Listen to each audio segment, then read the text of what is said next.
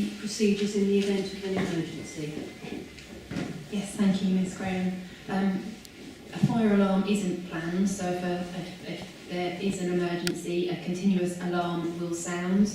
In that event, we can leave either through the doors here in Committee Room 1 or the main doors in Committee Room 2, and we can make our way either to the front of the council chamber and down the stairs to the front of the building and out that way, or we can make our way to the side here, down the stairs and to outside the building, opposite Catechism, and then we congregate opposite Senate House on St Mary's Passage. Thank you. Could I ask everyone present, if you have a mobile phone, can you please make sure that it's switched off or at least in silent mode? And there's an attendance list just outside the door, yes, which I'd ask everyone please to make sure that they sign. I'll aim to have a short break mid-morning, and we'll break for lunch at about 1 o'clock.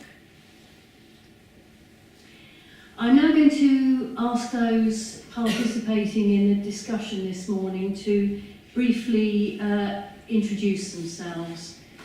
Mr. and Mrs. Preston, I know that you've appeared at the hearings before, but nonetheless, for the purposes of today, if you could just briefly do that. And also, when you speak, use the microphone. We found last week that people at the back couldn't hear very well without it. May I introduce myself first? I'm John Preston. I have a particular connection with this area because I was the officer responsible for designating the Mill Road Conservation Area back in 1993, at that stage as part of a strategic approach to reviewing City Council's conservation areas. I was then involved in 1997 to 99 in carrying out the original Mill Road and St Matthew's Conservation Area appraisal, in the course of which I interviewed over 80 traders and carried out a lot of public meetings. We then instigated enhancements and a grant scheme and so on at that stage. Then in 2002 we got married, but then in 2003 we moved actually to just outside the area. So from then on in I was experiencing the area very much as a local resident as well as a professional dealing with it.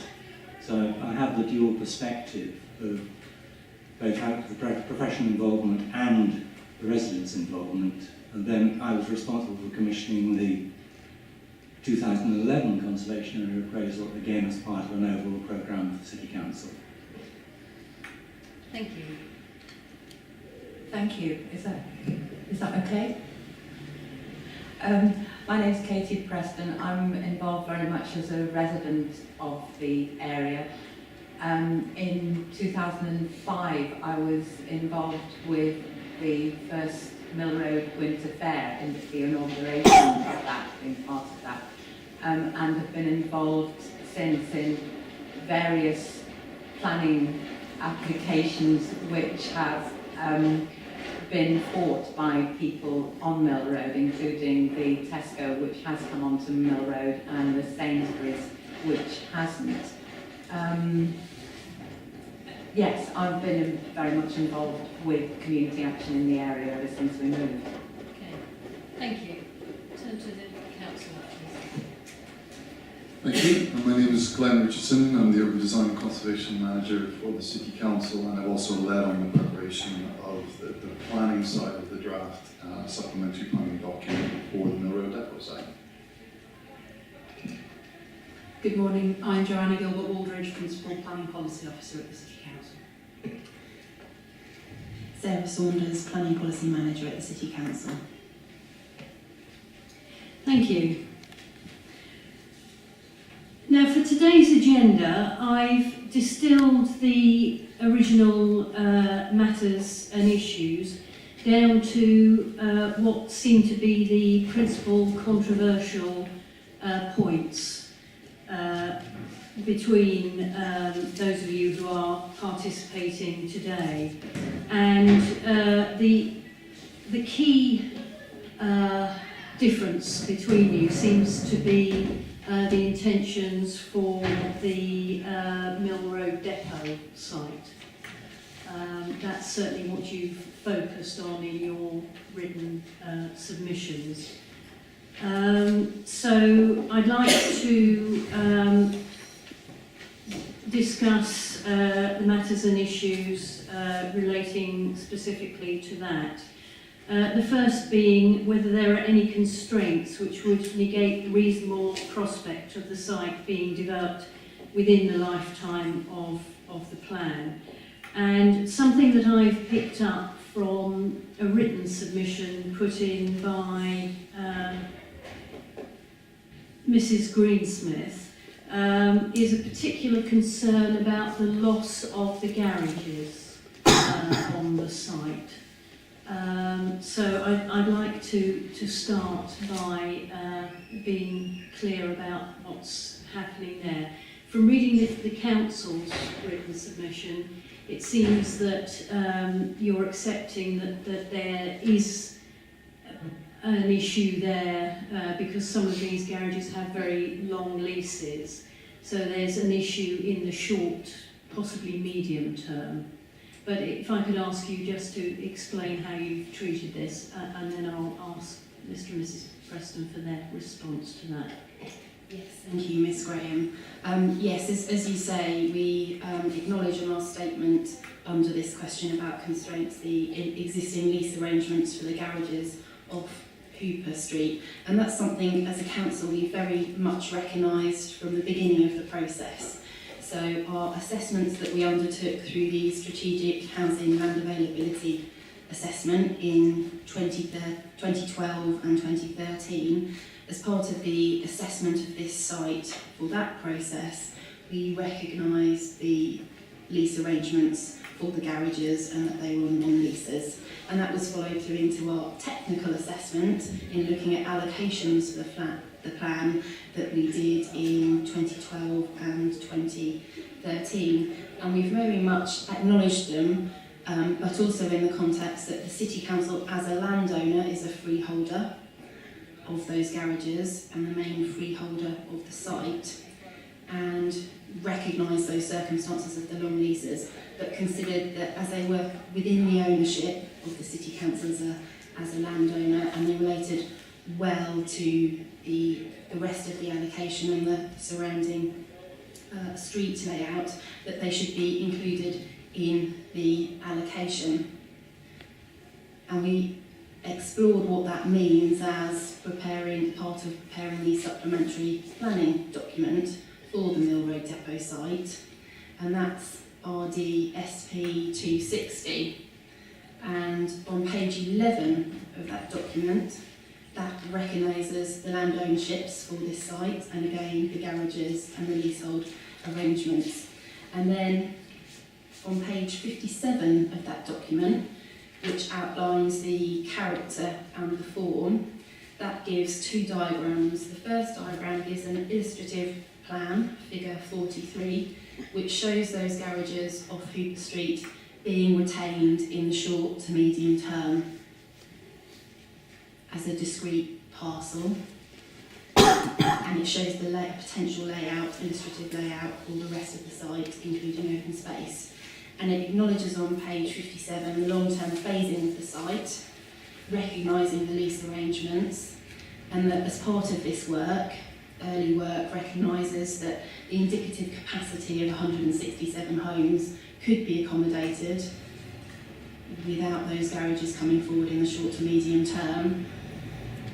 And then in the longer term, beyond the plan period, those, when the lease arrangements have changed, that parcel could come forward for development, and it would be a discrete development that would still fit in within the wider allocation. So that's been very much something that we've acknowledged from the outset of the process, and we've looked at in more detail as we've developed the further planning of the area, and we don't consider that the lease arrangements and the garages are a constraint to the allocation, coming forward and consider that to be a pragmatic approach in taking the site forward and in looking at the delivery of the site. Thank you.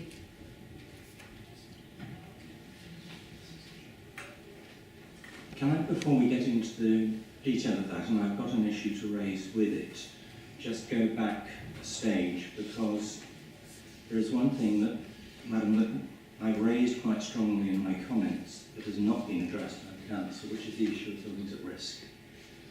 Now, in terms of the opportunity area, there actually... Okay, can we come on to that next? Can we deal with this issue now? Sure. It's less Yeah. confusing for me that way. Sure. What I'd like to ask the Council in relation to what Ms Saunders has just said is, if that garage site is treated as an extra parcel of land, what number of dwellings do you think you're accommodating on it, and what would the total number of dwellings be?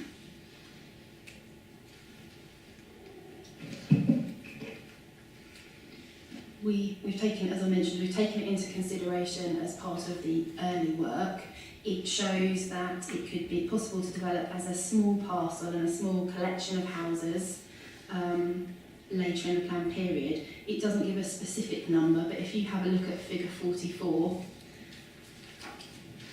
and look at that next to figure 43, figure 43 shows the existing garages, and then figure 44 shows that small parcel and the collection of houses and how it can be satisfactorily accommodated. It's not looking to overdevelop that parcel, it's just looking to develop it discreetly, but integrate it as part of the wider master plan for that site. So we don't have a specific number, we just think the early work shows we can accommodate satisfactorily 167 dwellings, and because of the lease arrangements it can be developed after this plan period. A further question on that, again looking at figure 44, are we then looking at access off Hooper Street to those dwellings? No, we're still looking at the main access off Mill Road as part of the wider site.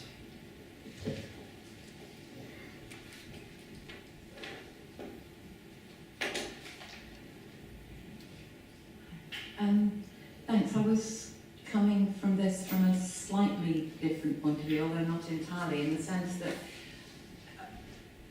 the SPD, as is currently out for draft consultation, is very much coming from the point of view of a commercial developer developing this site.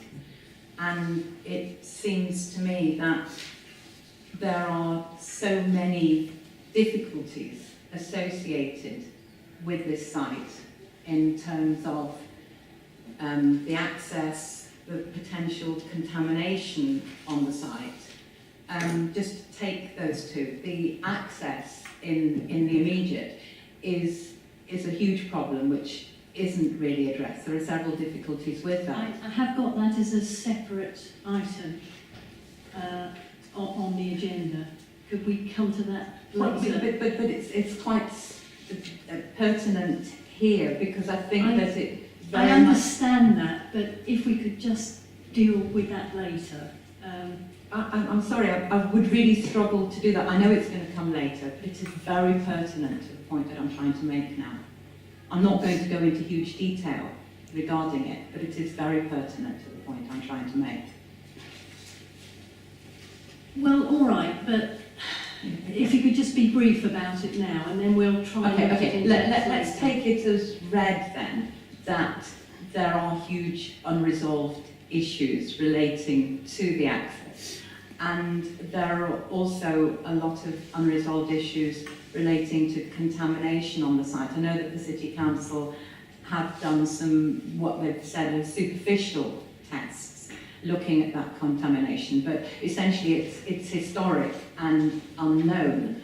And I think that it's very possible that any commercial developer looking at this site, even once they've bought it and then they start to look in detail at the depth of the problems associated with trying to develop this site, including possibly the garages, they might come to a different point of view from the council.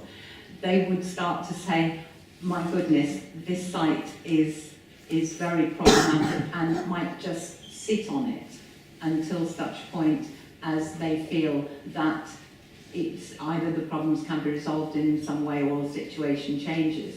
And so the site could just sit, or a commercial developer could very easily decide that the site would have more value in the future. This has happened a lot within the city, that sites have been sat on until a developer decides that it's going to be the right point for them to deal with it.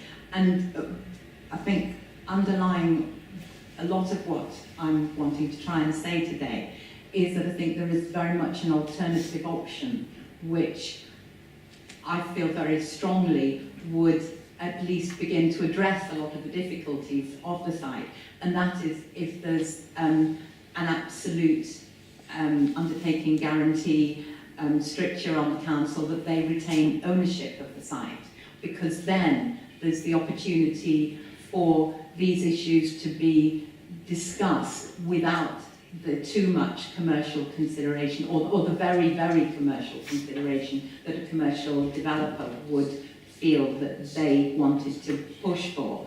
And it also very much opens out the possibility for this current SPD process to be continued with a lot of negotiation between the City Council and the community to be able to really shape what happens on this site. Okay, I'll ask the council to comment, but I think I must, sorry, could you turn your microphone off? We can only have one. I think I need to perhaps issue a caveat that land ownership is not generally something that would be considered through the planning process. I wouldn't expect to see a local plan policy which specified what the ownership of any particular site should be. It's about land use, not ownership. But anyway, I'll ask the council for their response. Thank you. Yes, from the start of the local plan process and as part of the strategic housing land availability assessment and as part of the call for sites through that process, the council has assessed this site as coming forward for residential development, and following those assessments, in light of a number of criteria and considerations, planning considerations, including lease arrangements, contamination, community facilities, access, considers it appropriate for allocation in the local plan for residential development as part of contributing to our housing requirements. And separately, as a landowner, the City Council has considered that the circumstances are right now to bring the site forward for redevelopment.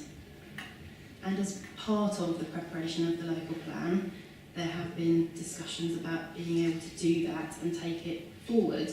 And obviously one of our considerations for residential allocations is to make sure they are developable within the plan period and can come forward. And the change in circumstances for the City Council as a landowner and the changes that are currently underway in terms of relocating the existing uses from that site show a marked change in the site actually having the potential to come forward for development within the plan period. We consulted on the principle of residential development back in early 2013, and also there was an opportunity for people to comment on the proposed residential allocation and to put forward any considerations at that point in time. And the council carefully considered all of those comments that came forward through that consultation, as well as the comments that came forward as part of the proposed submission consultation in mid-2013, but still considered that on balance, the need to provide housing and the planning considerations, like contamination and the issues that we considered that could be resolved through the planning process, it should still be allocated for residential development as part of the local plan process. So if you look in the proposal schedule, Appendix B to the plan, we have very much picked up a number of key planning considerations, including access and contamination and character, for consideration in moving the planning and development of the site forward.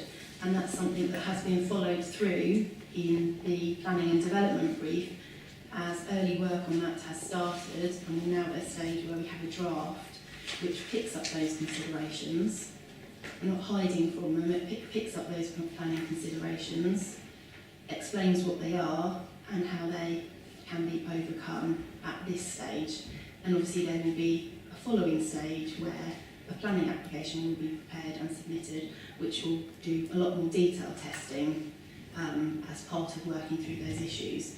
But the planning that we've done to date has been thorough and appropriate for this stage in recognising those issues and considering them and considering that they can be mitigated and overcome as part of the planning process.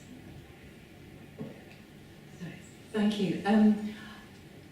I think we are coming from the same point of view in saying that the site should be developed for residential accommodation. I think that it's the interpretation of that which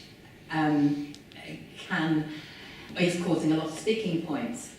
But I also feel very strongly that yes, the council has identified areas where there are difficulties with the site, but hasn't actually, assertions don't make miracles, and it would need a miracle to resolve the access on this site. It would need something else maybe to start to address the contamination properly. These things have been acknowledged, but not actually examined in any form which could provide a solution. And I do think that a commercial developer, even once they've bought the site, is going to start to look at the problems and quite very likely throw up their hands in horror and just say, oh, not touching this, I don't know what I'm going to do with it, sit on it.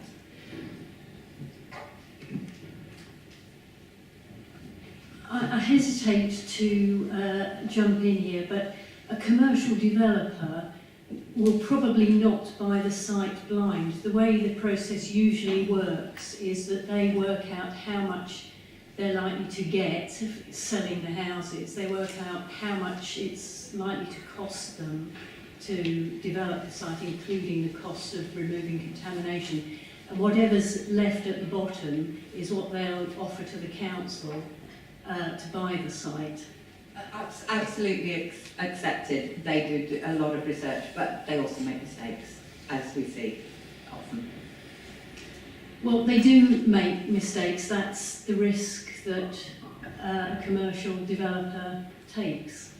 That's part of the development industry. Okay, Mr. Richardson. I'll be very brief, Ms. Graham, because I think you've answered what I was going to say. I would just simply add that this is not the first site where there are contamination issues in Cambridge, or indeed beyond Cambridge, where these issues can be overcome. And it's not the first site that has access challenges that can be overcome. And I think some of your questions lead us to those places in a moment. Just back to the garages, which is the pertinent issue of your first question. The access off Hooper Street and all that can be resolved at the north end, and in terms of the council's disposition and long-term dealing with the site in terms of project management and development of the site, the development would be phased. It's a relatively large site, and we can achieve the density that's in the allocation, as Ms. Saunders said. So it would be a later phase, and the council is absolutely sensitive to the issues of the leases and is going into this with their eyes completely wide open. So we're completely aware of those issues. There's a number of leaseholders, and we'll be working with them in the long term. Mrs. Preston.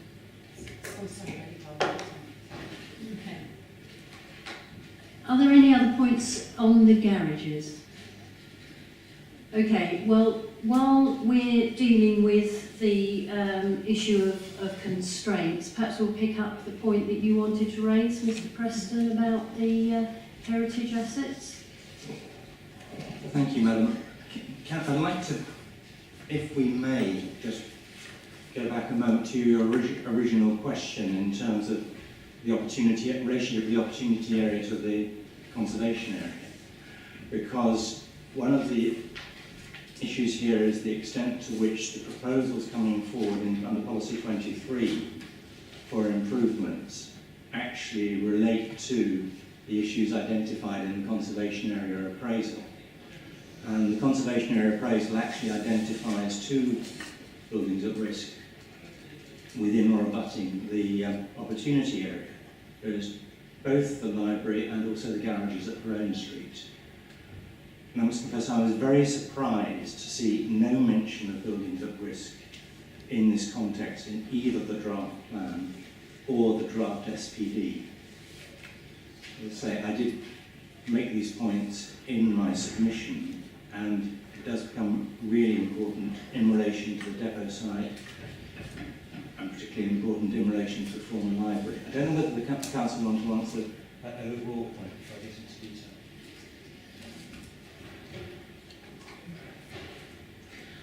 Thank you, Ms Graham. Just in terms of the relationship of the opportunity area with the conservation area, the opportunity area doesn't seek to replicate everything that the conservation area does, and vice versa. The opportunity area does overlap with the conservation area in some areas, and will serve to enhance the conservation area if improvements are to come forward. In terms of listing specific buildings at risk, you will appreciate that these matters are somewhat ephemeral. The conservation area appraisal that Mr Preston's referred to dates from 2011, and it is recognised on page 55 of that conservation area appraisal, which is part of the reference document library at RDNE 150. That the Barack Van library building was a building at risk at that point, and the garages that are mentioned on Brown Street, indeed.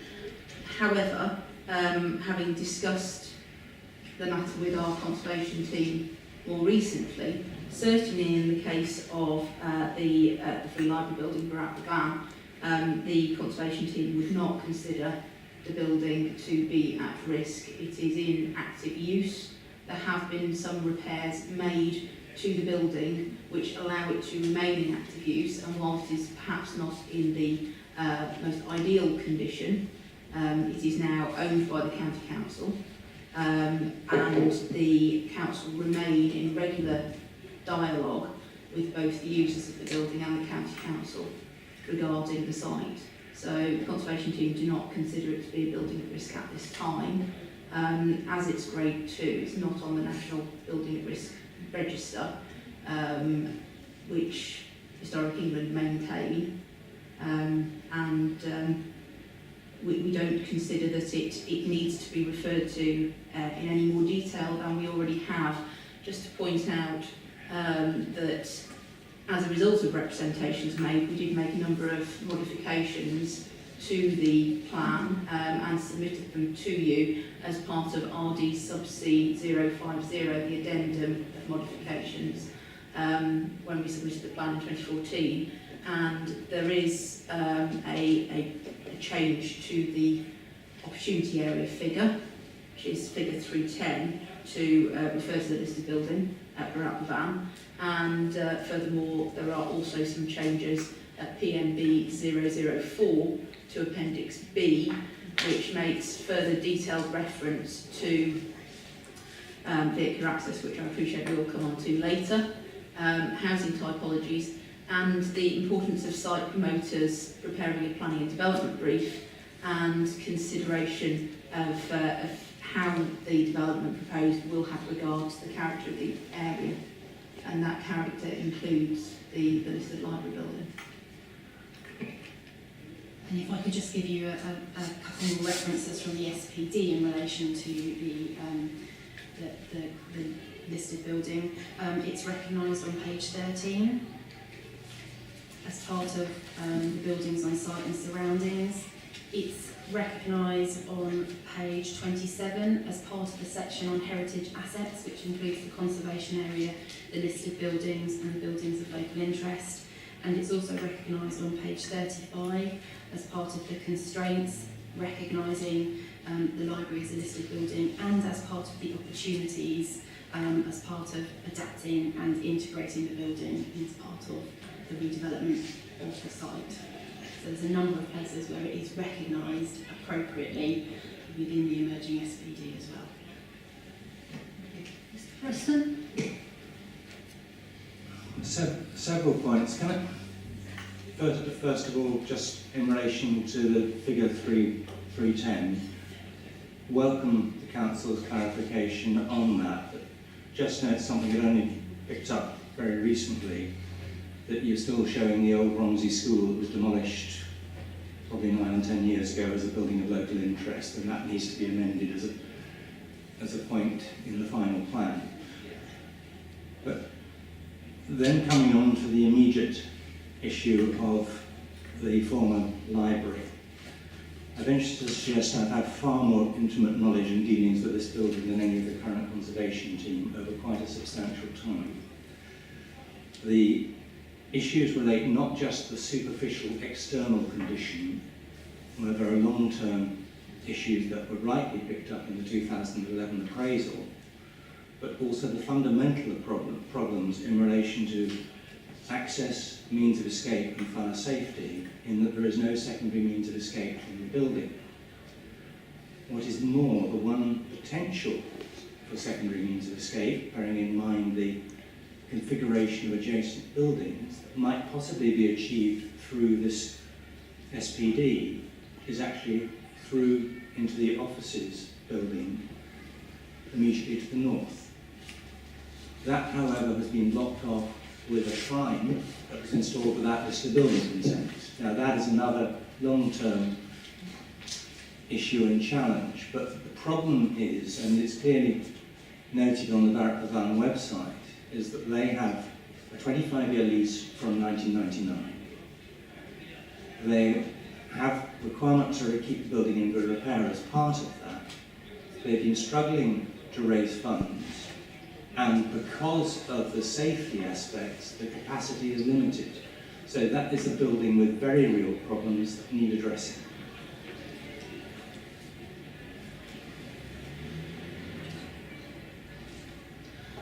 Thank you.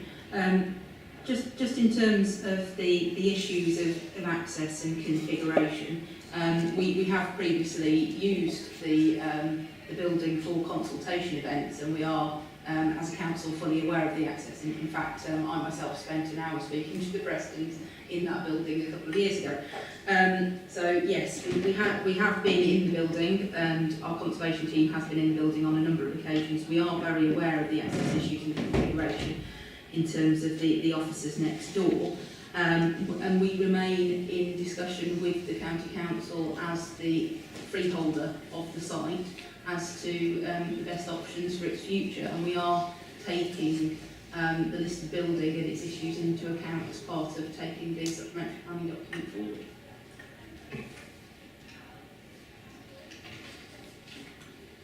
I appreciate those comments. Where I struggle with is the fact there is absolutely no reference in the SPD to any of these issues and any potential implications they will have for the immediate environs of the library in relation to the development proposals.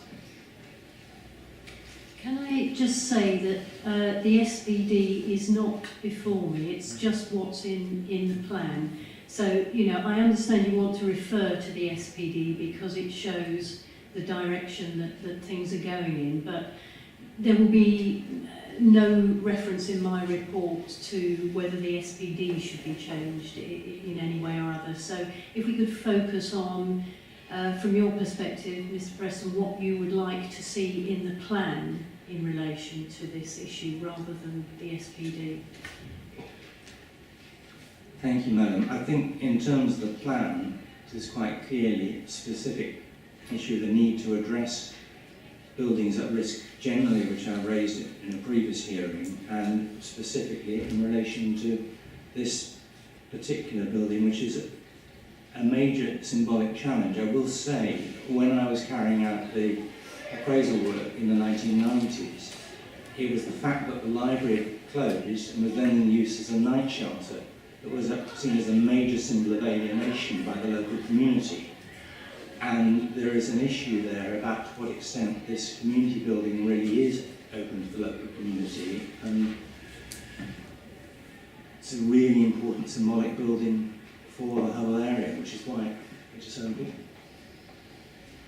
So what do you think should be in policy 23?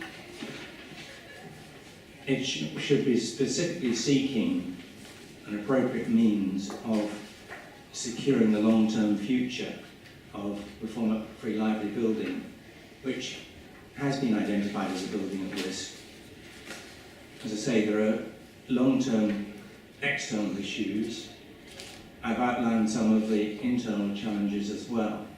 Now, resolving those will have external implications. The building only has 2 elevations which are public, both of which are show elevations, both of which go to the street. So any secondary means of escape is a massive problem unless you can find a solution which goes to one of the hidden elevations. And there's only one available of those, which is through to the offices, which again has knock-on implications in terms of what happens on this R10 site.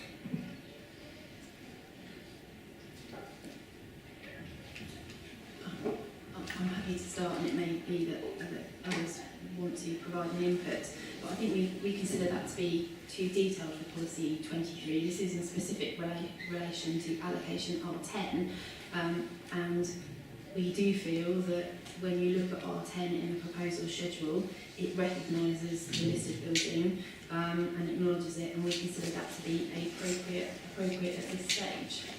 We don't consider we need to provide any more detail in relation to that specific issue. We kept them at a particular level. We've got a list that includes other issues, other planning issues as well. That's not the only issue, and we think that's appropriate as part of the proposal schedule for the allocation. I note what Mrs. Saunders has said. I think for me the key point is that the buildings at risk issue is not addressed at all in the local plan document. I refer back to paragraph 126 of the NPPF, which requires the council to have a strategy which includes dealing with buildings at risk. The council's response in the earlier hearing was that historic environment strategy would carry through the plan and carry through the individual hearings. Here you have an absolutely striking example of an issue where those requirements in paragraph 126 of the NPPF need to be applied but are not being applied.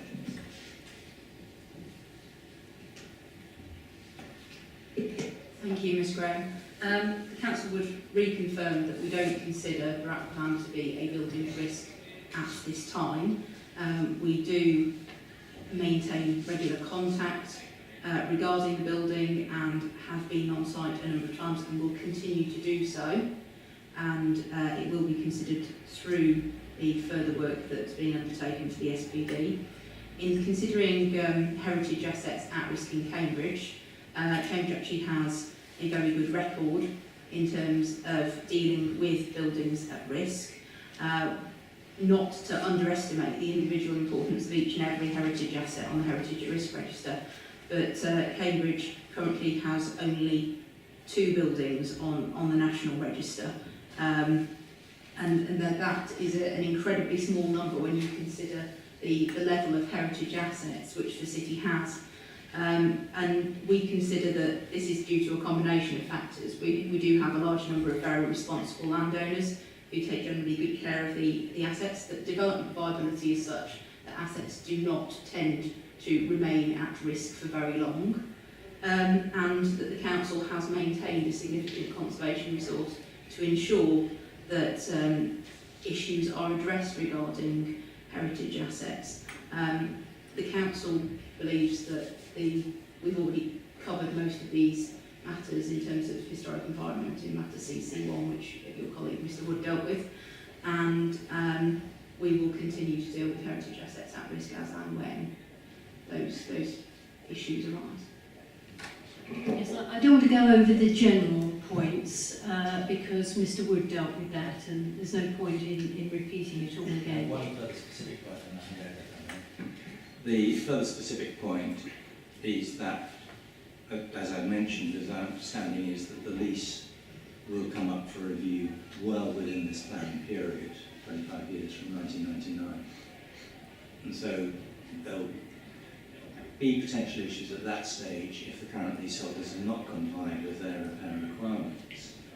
And there will be potential issues in terms of making it viable, building viable for a new user. And so my fundamental point is that in looking at the R10 site, you should just simply, in terms of applying normal planning policy in relation to listed buildings, preserving and enhancing the character of the conservation area, look at the implications externally of creating a viable user for that listed building and their implications for the development of the rest of the site.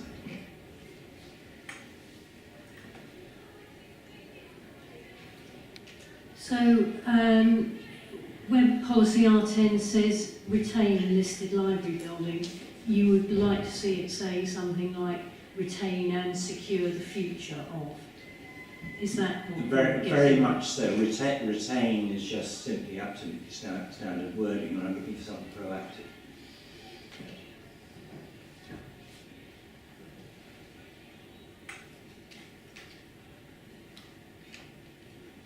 I don't think we'd have a problem with that, and that's certainly been part of our discussions, as Ms Gilbert-Waldron said. The County Council are the freeholder, and they are involved in these discussions as part of R10. So they're very much part of those discussions, and I can't see why that would be a problem for those words, something wording like that to be included within the schedule. Okay. Mrs Preston. Thank you. We appreciate that, that's helpful, but I think I also would like to amplify the importance to the community of this building. It was the former library. There are people for whom this building has huge historic associations. It was very much a used community building. It is still thought of as a community building. It is absolutely seminal to this site, and I think that the community has very much, the wider community has very much felt the lack of being able to use this building under the current leaseholding. And it's still being described as a community building, which it currently is not. It's serving a particular community, which is wonderful for that community, and everyone can understand their needs and delight in being able to use the building. But it is also true that their use and the fact of the lack of fire access have severely constrained it for the use by the whole community, and for that to then persist over time, the problems, the structural and problems both within and without the building are going to need to be addressed. So it is even more than secure. It's actually, deal with it in a positive way that's going to make the building something which is a valuable part of the community for the time to come.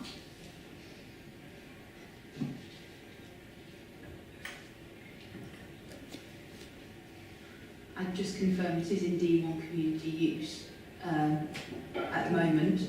It's been used by an Indian Cultural and Community Association for some time, and they are the main user of that building. It is also made available at other times to other community users, and we have in fact used it as a council for consultation events in the past. The council is not the landowner of that building and cannot control how much the current leaseholder allows other organisations to use it, but it has been noted that it has been used for other uses than those of the Indian Cultural and Community Association. Yes, but very spasmodically there is use. But I think that the two authorities do have the means to talk to one another, and in acknowledging that it is under County Council freehold land, it's also leading to one of the access difficulties, because I think I'm right in saying that the actual access road to the site is also owned by the County Council. Right, okay, then it's slightly interesting the way it's marked on your SPD, but maybe we'll come to that. Well, as I said, the SBD is not before me, so there's no point in looking into the details of that. That sounds like something that you'll have to take up with the council as part of the... Is the consultation process ongoing at the moment? It's currently live, so there's an opportunity to submit specific comments and any points of detail through that consultation, and that's something that we welcome, and we will look at those comments and respond to them appropriately and accordingly. So we welcome any comments you may have on the specific details of the SPD.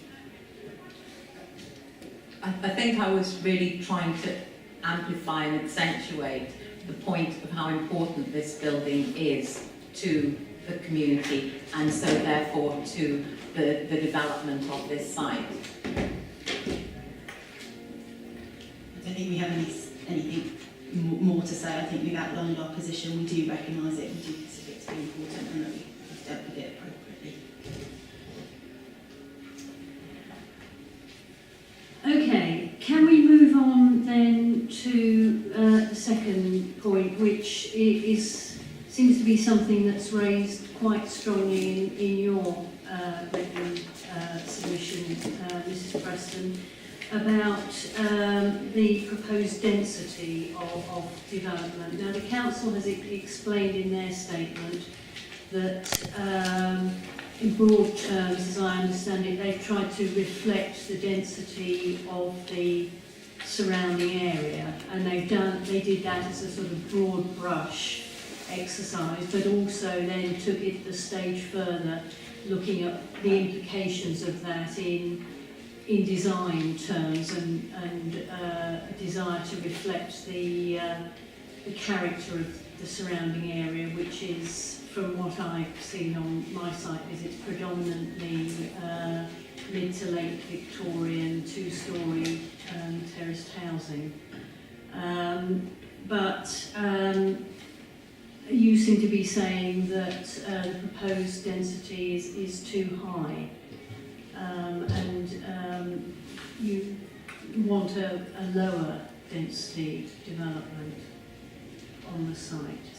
Have I understood correctly? Yeah, that's absolutely true. Yes. Yeah.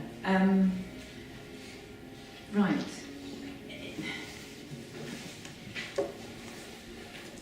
I think I'm probably going to need to read a little bit because. Okay. Yeah. Okay. But not pages. Well. Okay. Because we've all read your statement, so... No, this is something that I've been working on much more recently than that. But yeah, absolutely, it's right that the surrounding buildings are mostly of 2 stories. And a lot of the ones which then go above 2 stories do that in terms of either attics or dormers or chimneys. So it's not blocked development, it's very much punctuating the skyline with interest, and that's mostly on the Petersfield side of the bridge. On the Romsey side of the bridge, they are pretty well all 2 stories. What's being looked at here for the site, and I have to refer to the SPD because it's the only visual representation that we have of what the council is actually thinking of for the site. So even if it's not for specific consideration under the local plan, it is the only document we have to refer to. So it's very hard to discuss without referring to that. It's a document that the council have produced. But just bear in mind that it's I will. what's in the local plan that I am considering. But that's quite sparse. I appreciate that you know the SPD develops that, and I understand why you want to refer to it.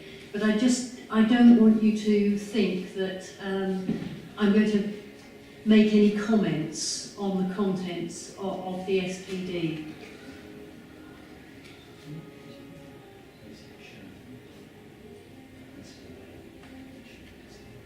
Right, yes. Yes, okay. I mean, yes, what the SPD is illustrating is how the council thinks that 167 dwellings can be achieved. So, yeah. And in the main, that's with buildings which are blocked from the diagrams which they have shown us. They're not buildings which have variation in height very much, apart from some of the ones which are on the site already and they say are going to leave. But I think that actually what is, sorry,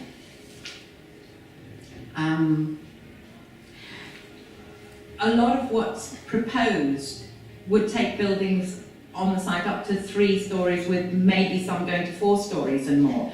And if allowed to go ahead, these particular buildings on this site would allow developers a precedent to exploit. I mean, it's a point that people make time and time again in planning applications. And time again, this is what we see as being the outcome. But if the buildings on the site were allowed to go higher, it would completely undermine the historic distinctiveness and the community characteristics of the area. And as what makes the area, having been designated as this particular conservation area, it's not about beautiful historic buildings, this area, it's about the local character and distinctiveness. And that very much relies on these low-rise buildings that are full of local character and distinctiveness. As soon as you start to block out buildings on a site, as we see at the CB2 development, then you completely undermine that, and it's gone.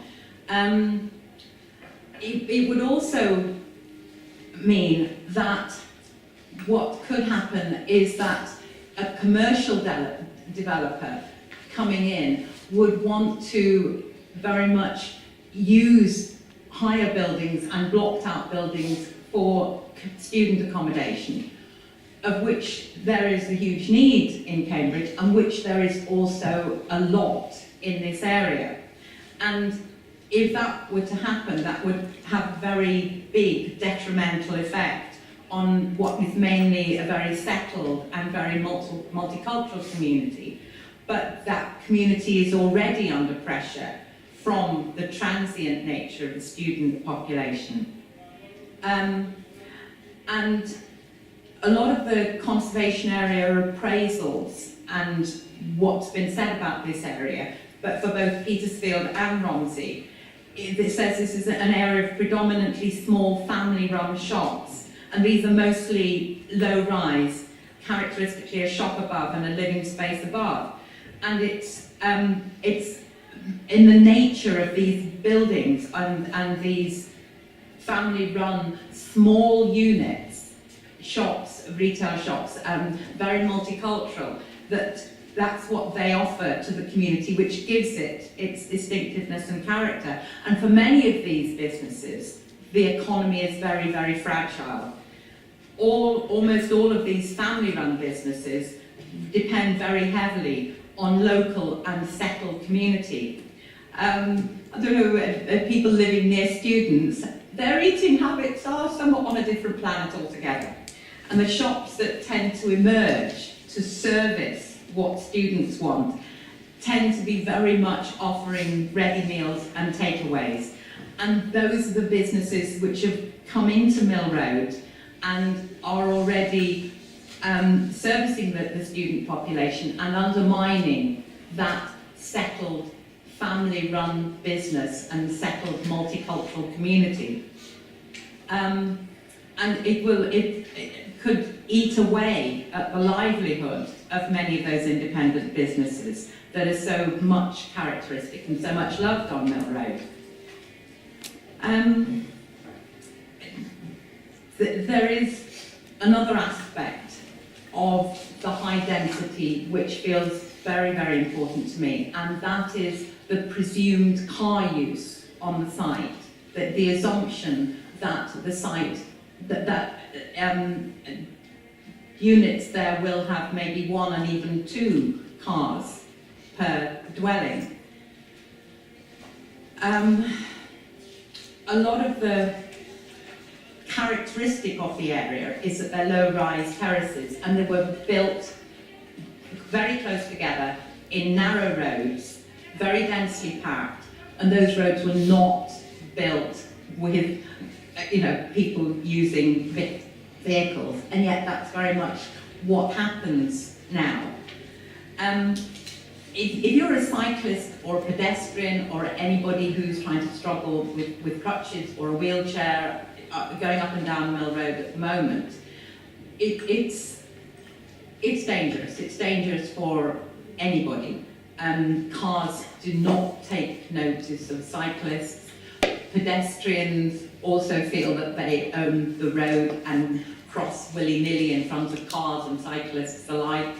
It's a wonder there aren't a lot more accidents on Mill Road. Thankfully, there aren't too many, but it is a very dangerous road to use. If the density that's being proposed on this site, and with the presumption of car use per unit, will mean that there's a lot more traffic coming in and out of the pinch point and the access. I know we're going to come on to the access later, so I won't go into that now, but it will also vastly increase the traffic on Mill Road. And there is also the Travis Perkins site, which is being developed also and for car use, which is just going to hugely increase the traffic on Mill Road. I think that there's only really one possible answer to this, and it is something which came up very, very strongly at both of the 2 workshops that I was present at, which were the pre-consultation exercises before the draft SPD, and that is for the site to be a car-free site. And in relation to that, it's also very apparent that on the site, there's almost negligible consideration given for bicycle parking on the site. It's mentioned briefly, but there's no real consideration given to where that bicycle parking might be, and also the fact that the bicycle parking in itself does take up quite a lot of space. Okay, I'm going to stop you there because we'll give it. There's 7 points there about density.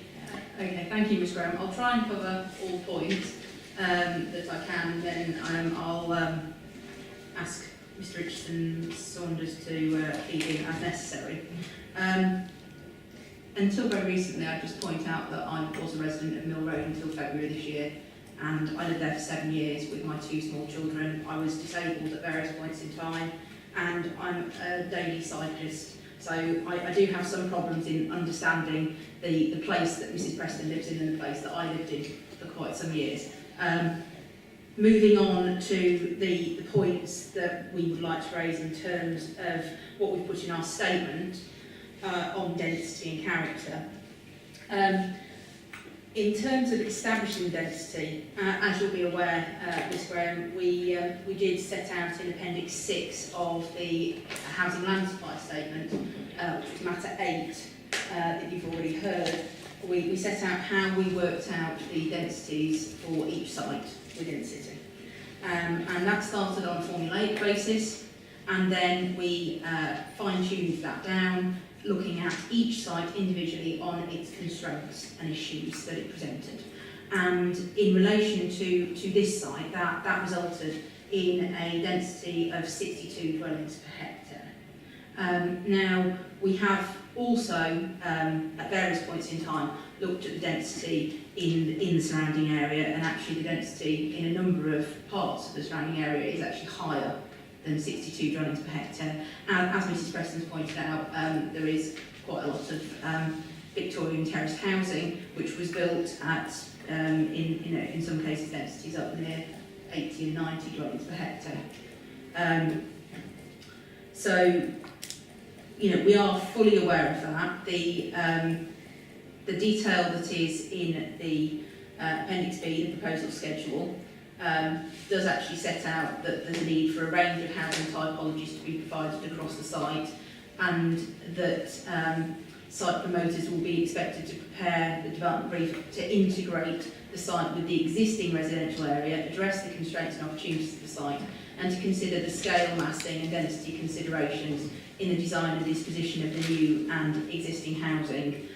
So I think in terms of what is in the plan at the moment and what's been proposed in modifications, the council has taken full account of the character and distinctiveness of the area, and we've been moving that forward in greater detail in the supplementary planning document. This site is not allocated for student housing. There is no intention for it to be allocated for student housing. The council has identified the 167 dwellings on the site as an indicative capacity to meet the very real objectively assessed need for housing in Cambridge. And the intention is that there would be a delivery of at least 40% affordable housing on that site, which meets the current policy parameters that we've set out in policy 45 of the plan, recognising that has not yet been subject to examination, but that is in keeping with the existing policy 5.1 within the 2006 Cambridgeshire local plan, which is RDAD 300. Just to cover points in terms of car parking and cycle parking, recognising that there is an issue of access that you may wish to deal with later. The local plan, as drafted, Appendix L of the emerging local plan sets out car parking standards and cycle parking standards. And the car parking standards in Cambridge are set out as maximum standards. We do have a very strong intention to look at car parking very carefully throughout the city. I can draw your attention to what the council have been doing on Clay Farm, which is that we are looking to amend the traffic regulation order in that area to ensure that on-street car parking is very limited in order to ensure that people use the parking bays and garages that are provided for them within the development. It's recognised in the sense of Clay Farm that it is actually a very complex and large development in comparison to this one. So in the absence of the traffic regulation order being in place at the moment, because not all the roads were adopted, they have actually introduced conditions which require there to be parking controls in place by private companies, and that is being carried out at the moment. There are restrictions on parking in the local area surrounding the depot at the moment, and it's eminently possible for residents of the depot in the future to be restricted from using those streets, given that there is an aim to have an amount of car parking on site no greater than the maximum standards, and there's also the intention to support in line with the policies in the transport section of the plan to support the use of systems such as Zipcar and electric car charging points. But we recognise that this is a very, very sustainable location, close to the station, close to a large number and range of shops and cafes which people can use on a daily basis without needing to access a private car. In terms of cycle usage, Mrs Preston has expressed her concerns about there not being sufficient detail in the supplementary planning document as drafted about cycle parking. I would just highlight that because this is proposed as a largely residential development at Mill Road Cafe, the council has a residential cycle parking guide which would be applied in this instance, and that goes into more detail on cycle parking than almost anywhere in the country. You won't be surprised to hear. And it does set out a number of particular issues which arise in Cambridge in terms of fly cycle parking, and does require garages to be larger and provision to be made in rear or front gardens as necessary. It does set out what good cycle parking standards are, what good types of stand are in comparison to poor ones. There is a lot of detail in there for future developers of the site to use, and the intention is to continue to use that residential cycle parking guide as developments move forward within the city. I don't think I have anything further to add at this point. Mrs Preston.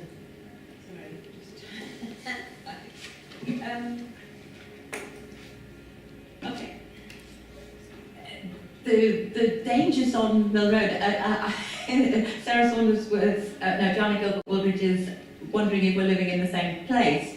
I can only refer to my daily experience of being cut across on Mill Road, but also not my own experience, but what has been the reason for at least 2 planning inspectors to either refuse planning applications on Mill Road or severely constrain them in the instance when the planning inspector couldn't actually refuse it because the site had already been bought. But the planning inspector made absolutely clear in their submission that the reason why they were constraining this application as much as it possibly could was because of the dangers of using Mill Road. So I'm really glad that Sarah Saunders and her children have had a good experience, but it's not what is the experience of most of the users of Mill Road and not what has been recognised by those planning inspectors. Yes, the density of the surrounding area is high. I think we all acknowledge that the density of this area is very high, and I think that is one of the strong reasons why myself and people in the community have made very strong representations for a lower density on this site, because the surrounding area has such a paucity of green space, of open space, of community space, and that is mainly because of the very narrow roads, the very high density, and that for that to be reproduced on this site is only going to absolutely exacerbate what is a huge issue in and around, but both very immediately in and around this community, where there is such a need for green open space, for community space.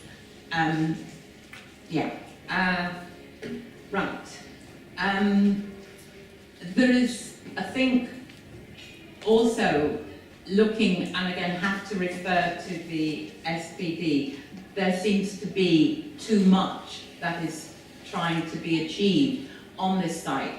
I do apologise for referring to the SPD, but again, it's what we have. If you look at what is represented there diagrammatically, the council seem to be trying to suggest that they can put everything on the site, and this is manifestly not possible. Some of them are so diagrammatic with unspecific that it's just manifestly not possible to put everything on the site that they're wanting to put on. I'm very glad that the council says there's no intention for student housing. But if the site was sold to a commercial developer and the commercial developer put in a planning application for student housing, I think it might be quite difficult to resist that, especially if that commercial developer was saying very strongly, you know, I can't make a profit unless I can have this density and this particular type of housing. Again, as we've seen time and time again within planning committees. What I think that a lot of people are calling for is for the site to be of cooperative housing and all of rented accommodation, so that it can be genuinely affordable. To say that there's the council is only going to stick to its requirement of 40 degrees affordable housing is again far too low for this particular area, which is not an area of rich, large houses. It's an area of low development, small houses, starter houses, family houses.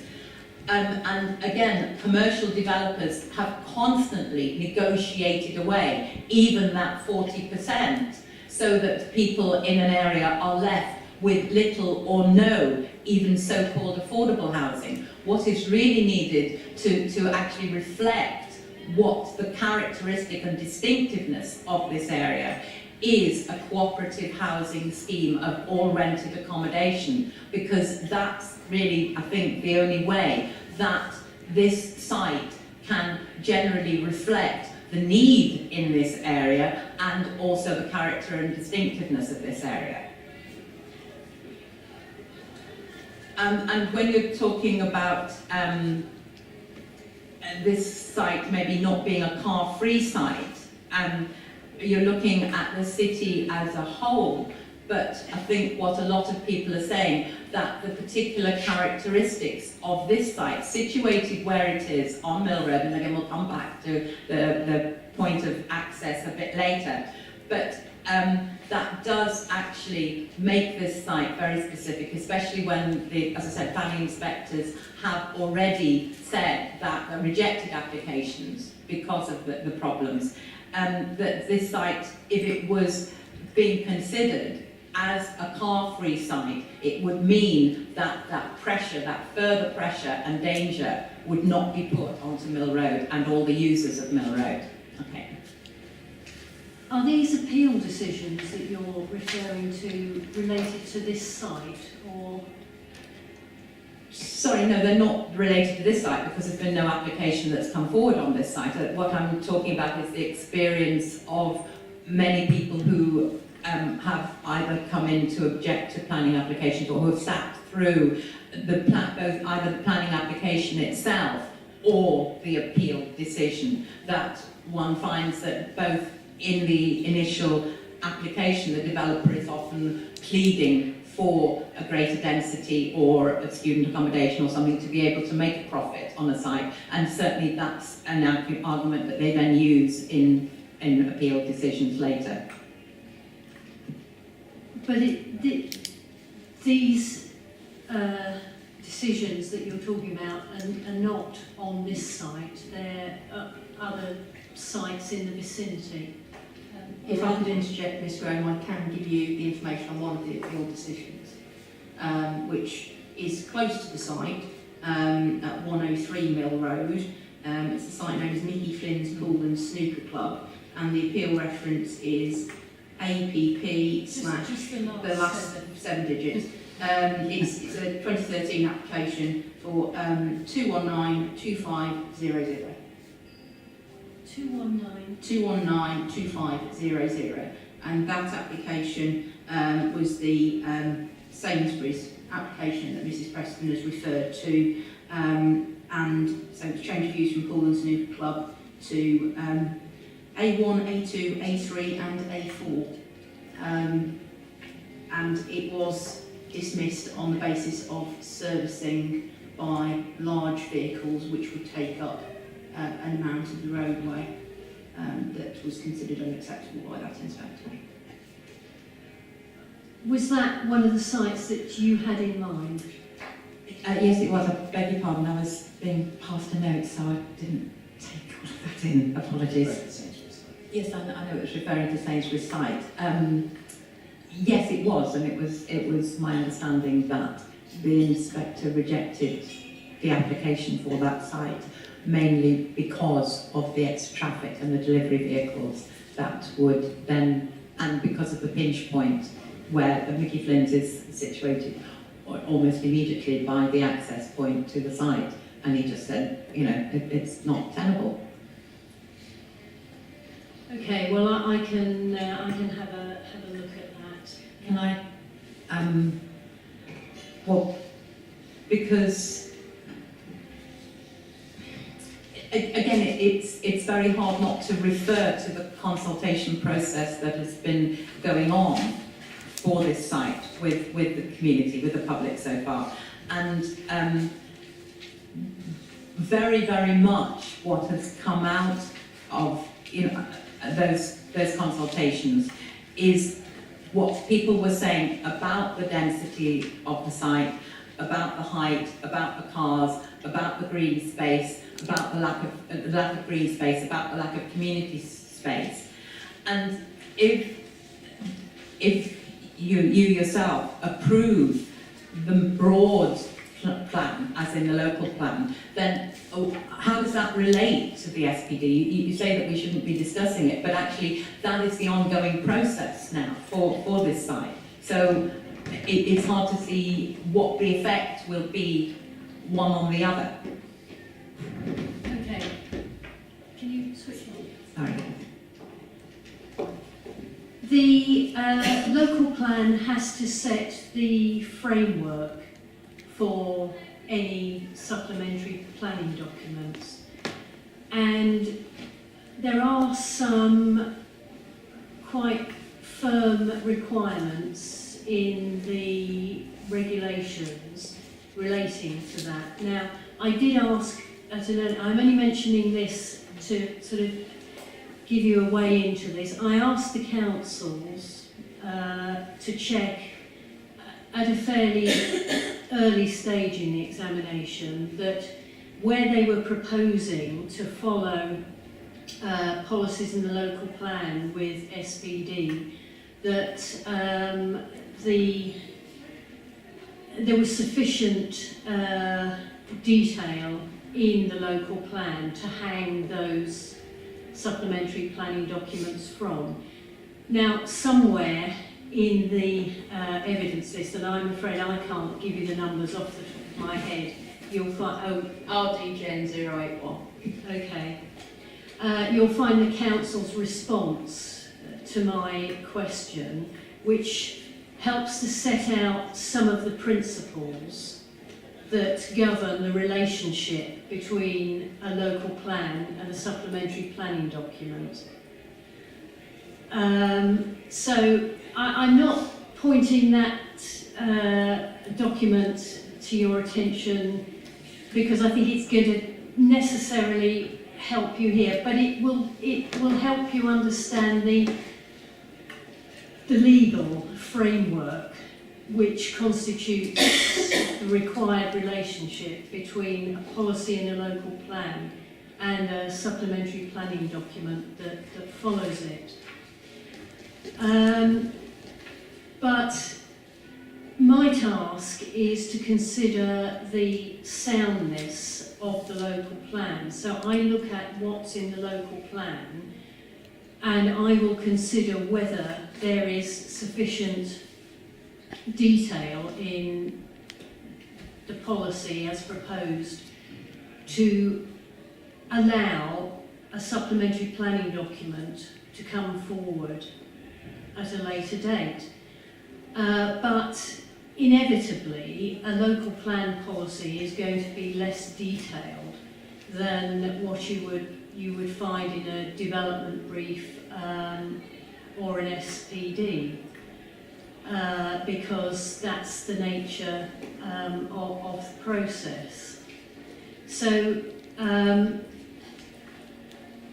my expectation would be that where a local plan policy is being followed by an SPD, it's saying, well, there's more than one way to skin this rabbit, because Otherwise, presumably, full detail would it be in the local plan.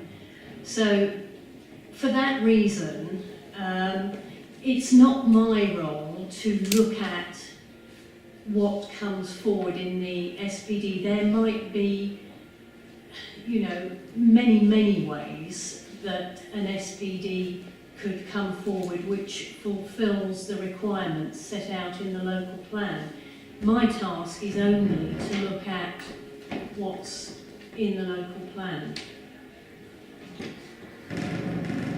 Does that help? I'm sorry, it's a long answer. No, thank you. Yes, that does help, I think. Yeah, okay. Well, you might find it useful to have a look at that document that was referred to, just to get an understanding of the legal relationship between the two parts of the planning system, if I can put it that way. Okay. I was just going to add, if it helps, from the council's perspective,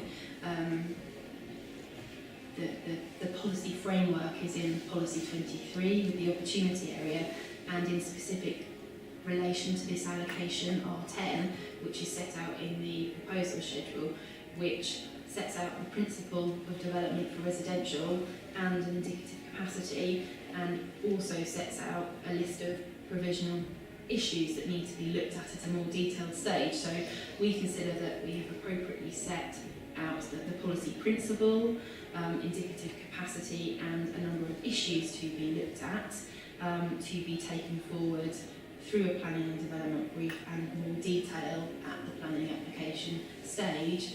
And obviously we referred to it on a number of occasions, but very much the plan should be read as a whole, and there are a number of policies that would be applicable as we move forward towards an application stage, and when an application is submitted, that would be relevant to the detailed planning of the site. That's very clear, but I think that actually that highlights what I was trying to convey a minute ago, which is that this area is already one that is of very high density, narrow streets, small terraces, and there is a huge lack of green space and community space over the whole area. And that if the indicative density is taken using that as a comparison and or taking national standard, what that is going to do is absolutely exacerbate all of the current existing problems, both on the roads, for the people living there, and for the community space and green space. And that's fundamentally why I and a lot of people feel that the density on this site should be lower, and there should be a lot more provision. The whole basis of the site needs to be looked at differently. This could be an exemplar site. It has the potential to be an exemplar site, one that actually takes sustainability totally seriously and actually develops a programme for the site, a master plan for the site that really explores and provides for green space, for community space, and for sustainable rented accommodation that's also cooperative housing on this site. That is very much what this area needs. And if you're taking this indicative density, that completely and utterly negates that possibility. Thank you, Ms. Graham. If I can just comment on some of Mrs. Preston's points of detail. Just going back to some of her earlier points, in terms of servicing, we've referred you to the Flynn's application and subsequent appeal. Just to point out that until very recently the depot has been used by very large refuse vehicles on a daily basis with hundreds of vehicle movements per day. The services have now moved out to Waterbeach under a shared waste service with South Cambridgeshire, which we've provided you detail of, within the statement. So in terms of transport movements on the site, that's been assessed as part of the technical background work that we undertook with the County Council back whilst we were preparing the plan, and there was no red marker at that point from the County Council that this site could not be developed. The servicing issue that has been mentioned in respect of Mickey Flint is in relation to a potential supermarket. We're looking at a residential scheme here where, by and large, you will have lots of people making their movements each day on foot or by bike, but there would also be some element of parking on site, recognising that whilst many Cambridge residents do not use their cars on a daily basis, many still own cars and do wish to use them at times. In terms of open space, you'll be aware of the open space and recreation strategy that was completed by the council in 2011 and has subsequently been updated to add additional spaces. The open space strategy is RDNE 050, and it makes specific reference to areas of deficiency within the city and highlights that Petersfield's and Romsey wards, and the Mill Road Depot lies within Petersfield ward and Romsey ward is immediately across the railway line, that they are both areas of deficiency in terms of open space. That has been acknowledged in the list of issues within Appendix B, proposal schedule, the need for provision of open space in an area of recognised deficiency, and we have gone on in the SPD to draft out indicative layouts which include 20 to 25% of the site being provided for open space, and the council considers that to be a good response to the issue of open space in the area. Mrs Preston's also raised the issue of cooperative housing and the need for rented housing in the area. I apologise for harking back to the SPD again, but there is reference to cooperative housing. There is a good example of cooperative housing just across the railway line at Argyle Street, and we do make reference to a mix of different housing types and tenures. And the council is not simply stating that it will stick at 40%. What I said was that it will be a minimum of 40%, and that's how it's expressed in the supplementary planning document. There is the possibility of doing more. In terms of the council constantly negotiating away from the 40%, Cambridge City Council has a good record of maintaining 40% affordable housing. It has... I'm sorry, I was interrupted by a tut. The council does have a good record of obtaining 40%, and I could mention the Clay Farm and Glebe Farm appeals where we won 40% on those sites on the southern fringe of the city, and they are now being developed to at least 40% and in some instances on city council land to 50%. That is not to say that we do not have viability issues in Cambridge. We are alert to them. There have been a limited number of instances where viability has arisen as an issue, and the council is considering its ongoing approach to address that, and that's work that is being undertaken at the moment, and we're certainly taking into account what various London authorities are doing, such as Greenwich and Islington, in terms of further viability work and requirements from developers. I would leave it at that and ask my colleagues to come in if anything further. I think I'd just like to add, kind of in finishing off that point, sort of recognising Mrs Preston's concerns, that the council in preparing the plan has very much had sustainable development and achieving sustainable development in mind. And as part of preparing the plan, there's a number of requirements on the council to take on board as part of that. We've mentioned our objectively assessed housing needs and the need to provide more housing, and there are a number of other competing uses and issues that we've had to pick up and look at how we can address through the emerging plan. So I think it's been sort of in the forefront in our minds, not least because that's a requirement of the MPPF. So certainly when we look at the more detailed level and look at allocating this site, we very much have looked at the principle of residential development, what that means, the impact on the surrounding area, and how that could be taken forward in a balanced way.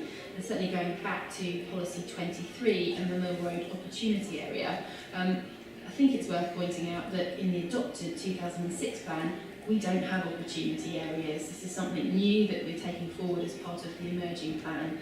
The adopted plan very much was a step change in the strategy for the Greater Cambridge area, which looked at allocations, large allocations on the edge of Cambridge.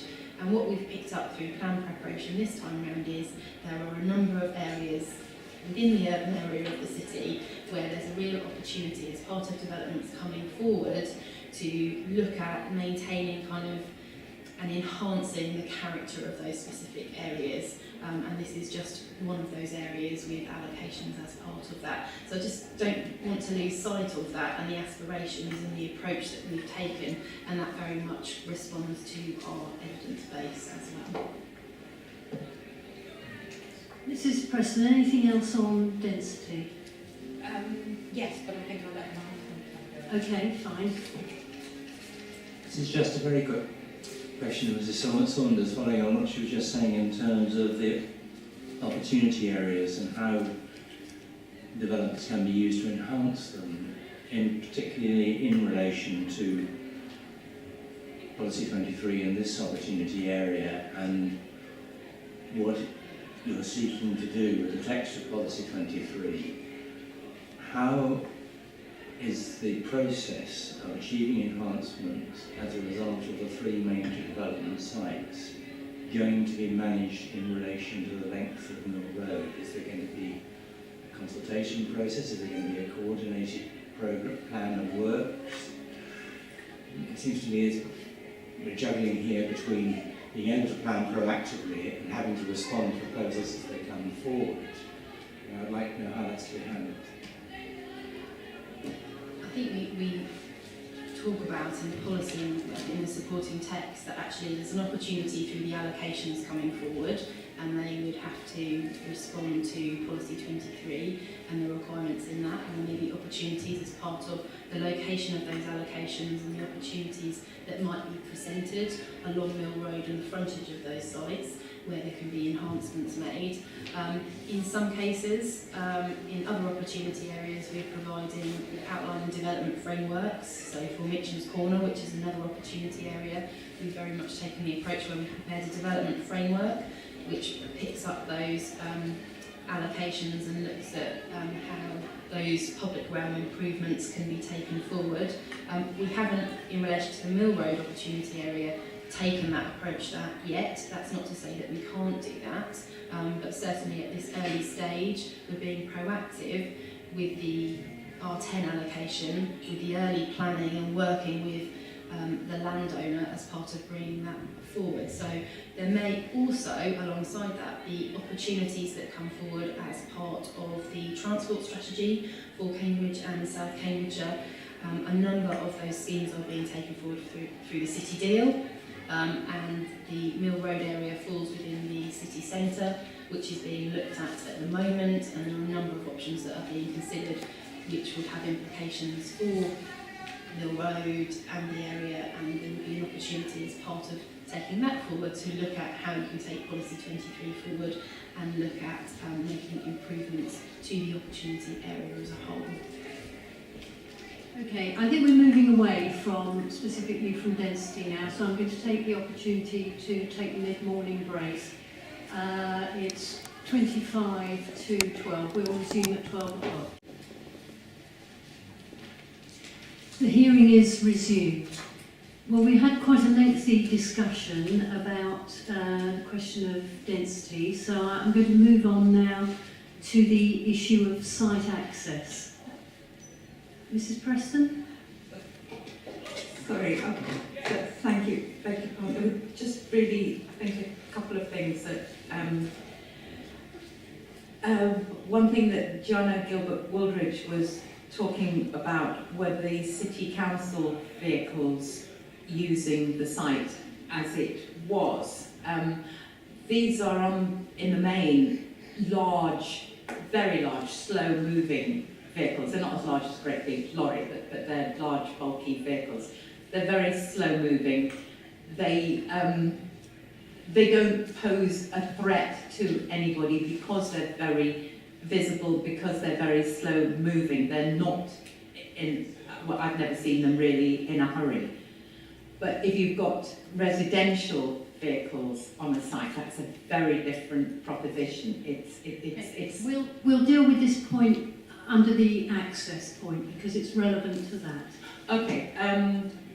The other thing was talking about the affordable housing, and I think it's very significant there that the official definition of affordable, as I understand it, is that it's 80% of market rent.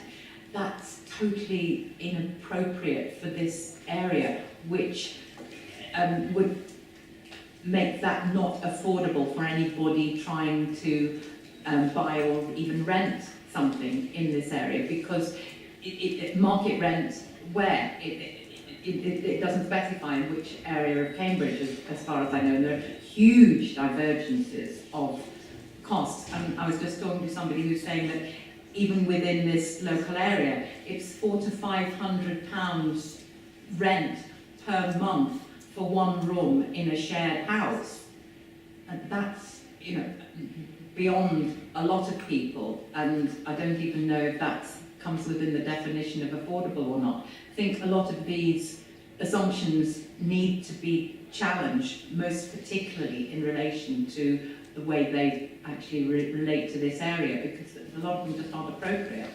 And also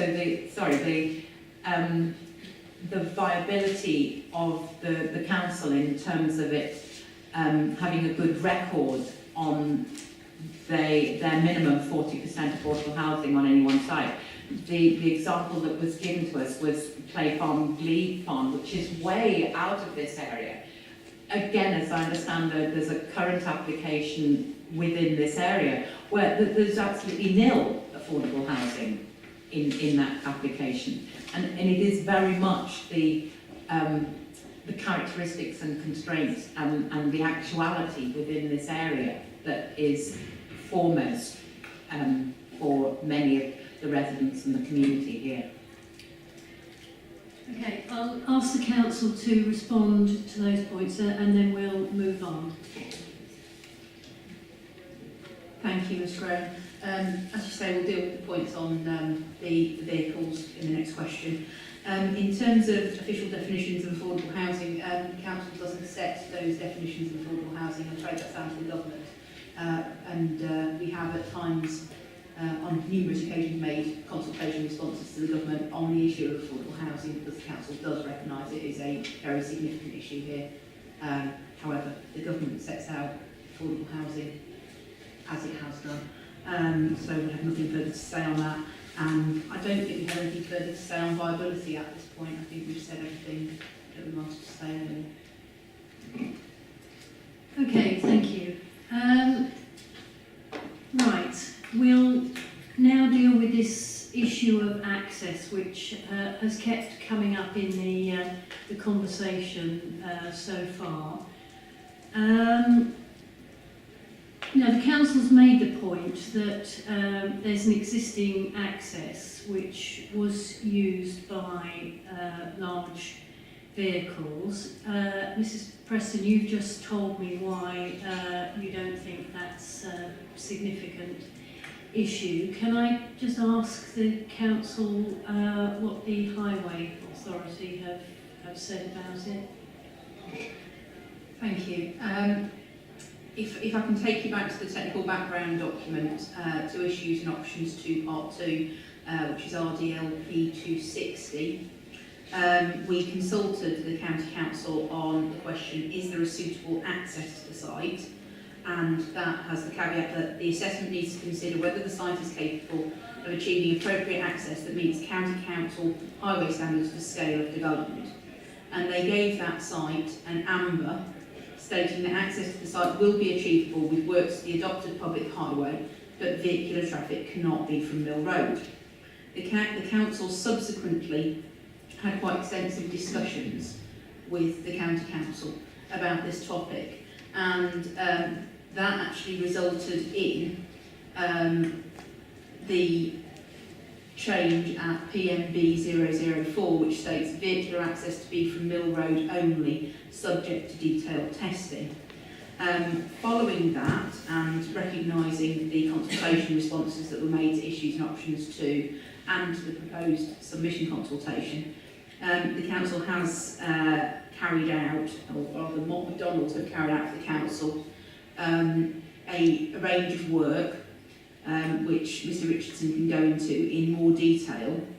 They have assessed the vehicle numbers coming out of the depot, and as I've previously stated, until the depot waste functions moved to Waterbeach very recently, there were a large number of HGVs entering and leaving the site on a daily basis, and whilst one would hope that they are generally slow moving, they are also multi-ton vehicles and are very dangerous, and it is highly dependent on how other road users behave, as well as the individual driver of the refuse vehicles.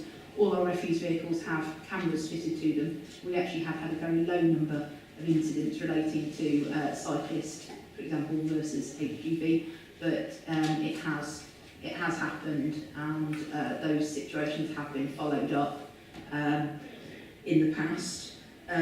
In terms of the current status, Mr Richardson can talk about the lower numbers of vehicles entering and leaving the site now. Mr. Graham, I'll be brief. And in fact, Mrs. Preston and I did have a conversation 2 or 3 weeks ago at one of our exhibition events on the SPD, so we're very mindful of this concern, which is not a new one, and we're absolutely alive to it. So we've been discussing this with the county council, the city council, as in us, appointed McDonald, who are engineers. Indeed, they're locally based, so they're very familiar with the area and the site. And they did a traffic survey, and they did trip generation, provided trip generation information. In fact, they concluded that there would be a reduction in trips based on survey they did on the 24th of February. The council has made this public on our consultation element of the website for the supplementary planning document. As part of that, they then did some work on redesigning the junction, tightening the radii, and potential changes to the bridge abutments. It's a network rail bridge, so indeed a network rail will have to be involved. So based on February count, when the refuse vehicles had relocated to Waterbeach, in fact they left the site, so that indeed had lower numbers. The assumed number of residential units and therefore trips using current standard modelling referred to as FeCRA and TRICS for those interested in the modelling. And again, it's on our website on the consultation SPD. The total number of vehicle movements we're seeing to, in fact, I'll just quote from Ms. Graham very briefly. The proposed development is predicted to result in a reduction in daily site associated vehicle trips and peak hour trips. And the proposed development would have a negligible impact on the operation of the Mill Road site access junction during the peak hours, with the potential for a very small improvement. So on that, and the County Council, Ms. Graham, has been involved in the discussions that led up to basically defining the work that McDonald did for the City Council, and we're content with the results. Can I ask Mr. Richardson, you referred to the total number of vehicle movements. What's the situation in terms of total number of movements, including cycles coming in and out and needing to cross over Mill Road? That would, Ms. Graham, that would have to be something that we would have to define in more detail as part of any application, which would be expected. But we tested the overall capacity of the junction. As Mr. Preston well knows, the site, and indeed Mill Road, is well used by cyclists, pedestrians, and the like. So that would have to be tested further in a detailed planning application. We tested the general vehicular capacity, which was the key issue. In terms of the detailed junction design, the Chisholm Trail will be going through the site as well. That will all have to be worked through. But the County Council, as the Highway Authority, was satisfied with the initial work that we did.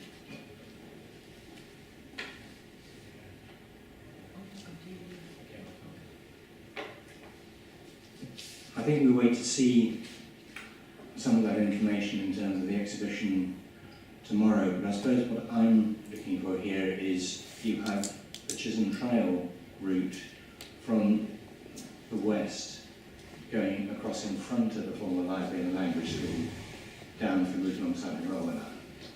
You have the movements coming into and out of the site. You also have movements in connection with the Barrack Line as well. I suppose what I'm trying to get a sense of here is the impact of both the numbers and the physical installations required to manage traffic here and at the Devonshire Road, Kingston Street junction, in terms of impact on setting the conservation area, in terms of impact on the listed building, and as well as the overall safety issues. Through you, Ms. Graham, I think we're absolutely alive to all the issues Mr. Preston has raised. No question about it. And detailed design, tightening of radii, landscape, surface material, signage, and the like, speeds, etc., will all have to be worked through. But the main issue of discussion today, my understanding, is the site capable of accommodating 167 vehicles, 167 dwellings, and the evidence we have from our initial work, which I accept has to be further tested and detailed and tweaked potentially, is that it can do so.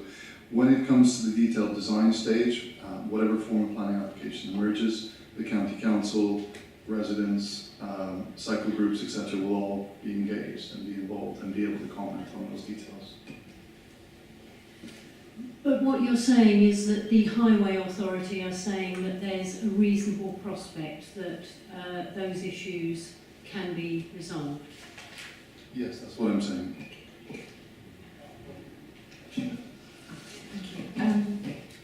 It's very hard when the community haven't seen any of those detailed traffic surveys. We know from experience that Mill Road is dangerous and congested, and I can't see that traffic movements over Mill Road as a whole will have reduced since those planning inspectors both either refused and or curtailed further vehicle movements on Mill Road because of the dangers that this would pose, that these would pose. And an assertion that the vehicle movements would be less than is current or was current when the site was used as a depot is just almost beyond belief, because and the Highways Authority was certainly part of making objections to previous applications because of the dangers of Mill Road. So one wonders what's changed that makes them suddenly decide that it's okay. There's this McDonald survey, as I said, we haven't seen it. We will hopefully see it tomorrow, but that's tomorrow. That's not now, and we're not allowed to, or it's difficult for any of us not to refer to the SPD. I think that something that is beginning to emerge as being very, very important is that once the local plan is set and says that the site can accommodate this 167 dwellings, then we've got no wriggle room looking at the SPD and for the community to try and work with the council to shape this site. If the local plan can say that there needs to be a reassessment of this, and with the community, and a lot more detailed work needs to be done, then that gives the community the opportunity to be able to start to really shape the site in ways that are going to enhance the community needs and keep the distinctiveness and the character of Mill Road rather than undermining it. Perhaps maybe I'll start first, sorry, the three of us.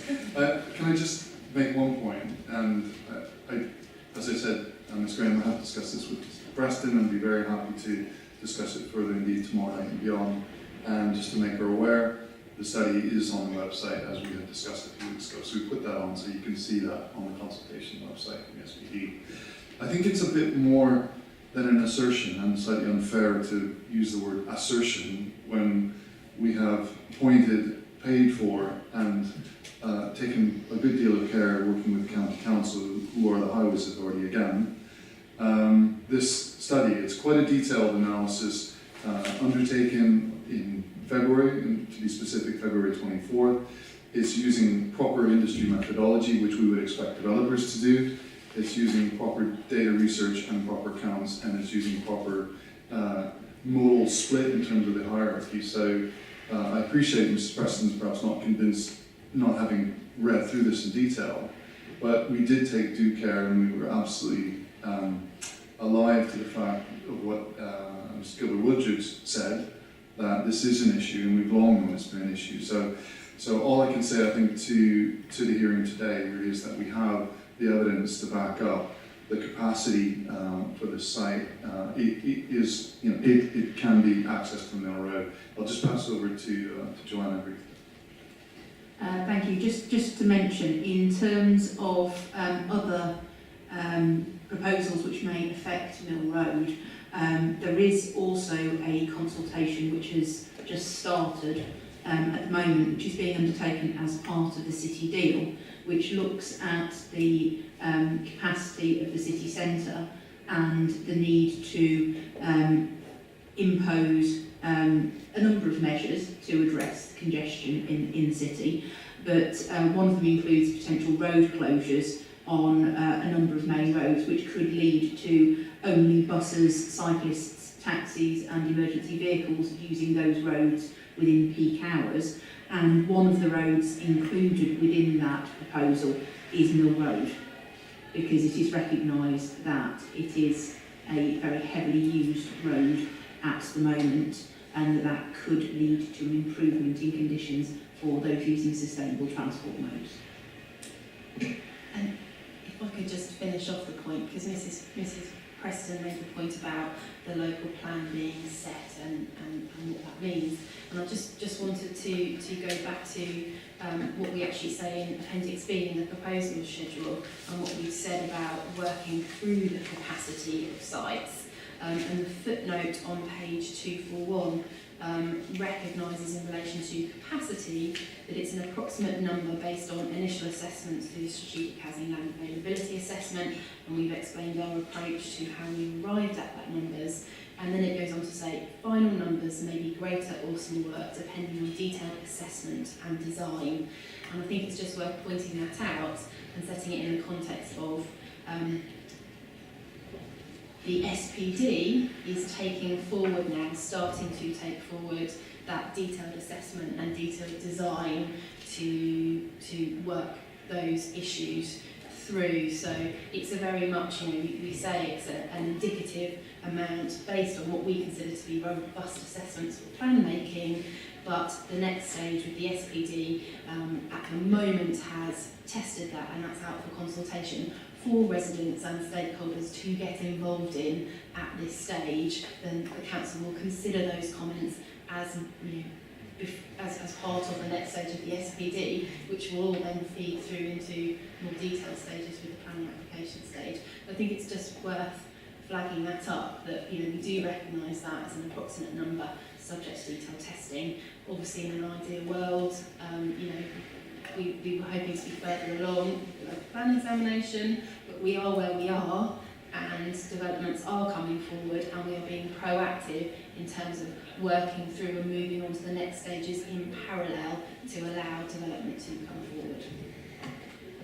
So what you're saying is that there's a degree of flexibility built in, which recognises that at a further stage the highway authority might say, well, yes, we thought that this was achievable, but having looked in more detail, we've decided not. And so you could scale back, but still be consistent with the local plan because of that degree of flexibility. Yes, that's right. That's what the council is saying. Mr. Preston. Thank you. I want to pick up on that point because the SPD in its present form effectively leaves the access issue to be resolved by future developer, future applicant, rather than addressing the issues at this stage. Now, bearing in mind how crucial resolving the access is not only for the number of dwellings on the site, but for the impact of the the development on the immediate surroundings, surely it would be better, if possible, to actually have a proper look now at what can be achieved, develop a detailed framework with which developers can then work, because then the council and developers will know where they stand, residents will know what the capacity is. Whereas at the moment we have 167, which may get increased depending on the issue with the garages, may get increased depending on capacity now. We're talking almost in the air when there is a crucial issue to be resolved, which is obvious. Whoever develops that site is going to have to resolve it. The two councils are going to have to engage and resolve it. So why not now? I'll start, and Mr. Richardson may want to provide more detail. But I think what we're saying is that we've done the appropriate work at each stage of the process, and we've addressed the issue and flagged up the issue as part of preparing the plan and as allocating the site. That has flagged up the issue, and as part of moving forward to the next stage for the planning and development brief, we've done some further work. That is out to consultation now, and there'll be some comments that come in through the consultation that we will look at as part of that. Now, depending on what that says, we may want to look at the transport work and look at what's appropriate for finalising the SPD, and that will be done in liaison with the County Council as the Highways Authority, and then inevitably, as you move to the next stage, at the planning application stage, there will be more detailed work that will build on the work that's been done at each stage, and I think that's appropriate.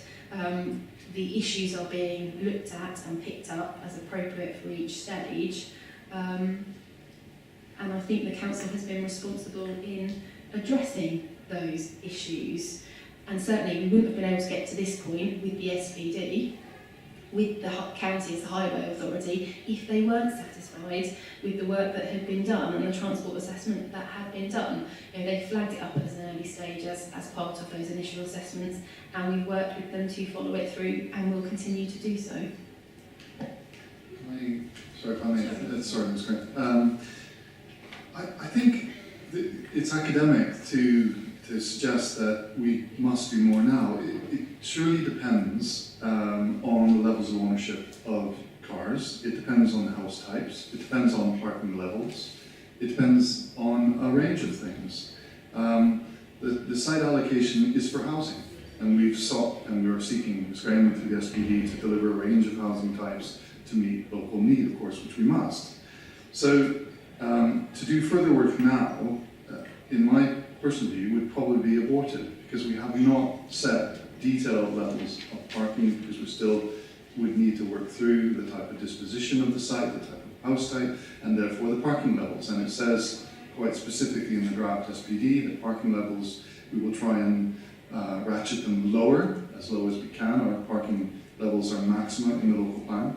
So all that will drive more detailed elements, but we've tested this on the basis of a typical type of development in this local area, and the capacity at the junction is deemed to be accessible, again, by the Highway Authority.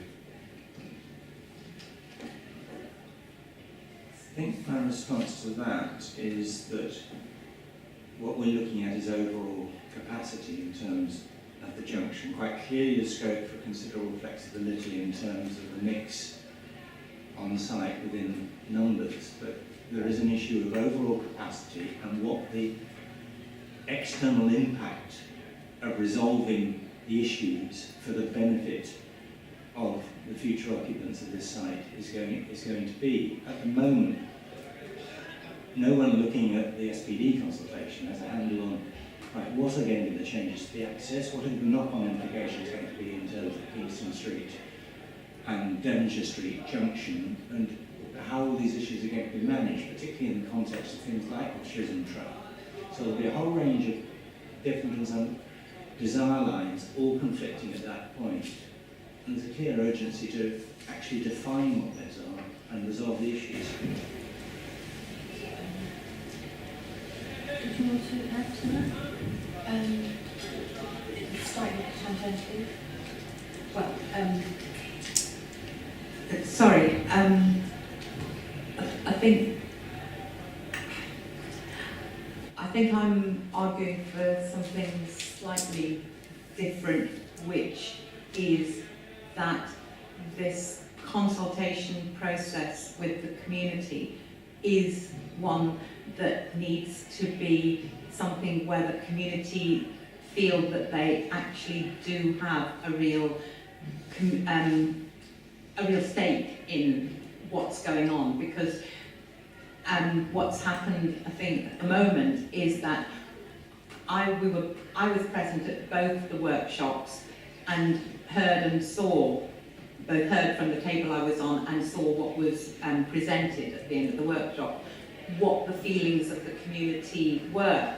And this is not currently reflected in the SPD, because No, I'm sorry, but I'm going to stop you because the SPD is outside my remit and the consultation process that's led to it. I'm sorry, it's not before me, so that's between you and the council. it is, but I suppose what I'm trying to emphasise again, I'm sorry if I'm being a bit slow, is the need that I feel for there to be that wriggle room in the way that the local plan defines and or addresses this site, so that there is that opportunity for the community to be able to have a real consultation that is actually going to mean that they can affect and shape what happens on the site. And fundamental to that is the density on the site, and the density and the access are so interrelated. Yeah, I understand the points that you're making. The issue of the way that the consultation is undertaken is not something for me. No, the local plan is. Yes, the local plan is. You've made the point about the need for flexibility. The council gave their response. I understand what you're saying. I understand what the council's saying. I don't think we can take that any further. I'm afraid with these discussions we rarely get to a point where everybody around the table agrees. The important thing is that I understand what you're saying and I understand what the council's saying, and then I take that away and come to my own conclusions.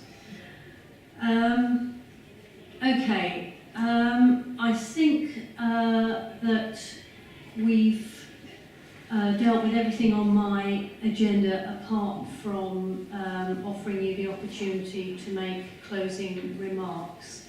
Mr. Preston? Sorry, just one other point in relation to the access issue before we get to the closing remarks. I just want to be sure that the modelling of the access does take into account the needs of Barrack Barn and its use. And for instance, if you end up with work being done to it, even a contractor's compound or whatever, there are going to be quite major implications on a fairly narrow area. So it is a case of considering that building and the needs of the listed building, as well as the needs of the site beyond it. I don't disagree, Ms. Graham, absolutely. And obviously when construction happens, a number of activities we'll have to ensure we undertake due diligence, just like a developer would. So I don't disagree.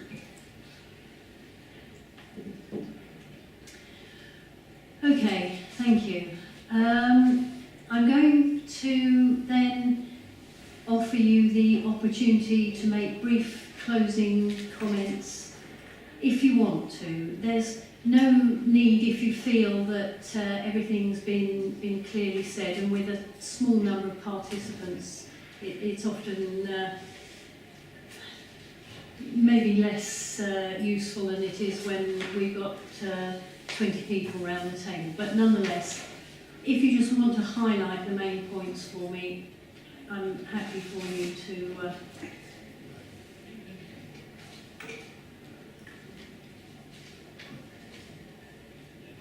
I think my closing comments on this in relation to both the overall opportunity area and focusing in on the depot site do relate to the adequacy of the consideration of historic environment issues and the particular character of the area. I think the fact that it was only on representation that the listed building was actually shown on figure 310 and the conservation area plan was shown on 310 in many ways speaks for itself in that, from that point of view.